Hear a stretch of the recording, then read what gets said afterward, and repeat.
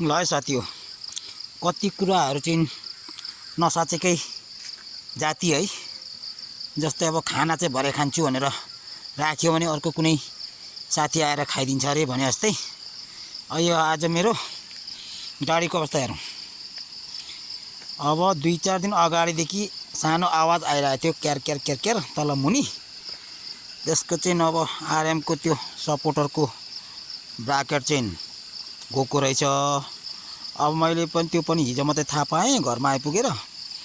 ठक्क आज चाहिँ अब पर ग्याजमा लगेर बनाउनु पर्यो भनेको त बिस्तारै आउँदा आउँदा आउँदा आउँदा आउँदा है बाटोमा ठक्क यहाँ पुगेपछि एकैचोटि तल छेउपट्टि ताकेर वाक्कै गरेर तल त्यसको आराम साराम सबै बाङ्गिने गरी गयो।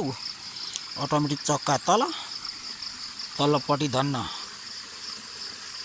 वाल भएको अवस्था है। तल चाहिँ जानु पाएन, चट्टै रुकिहाल्यो।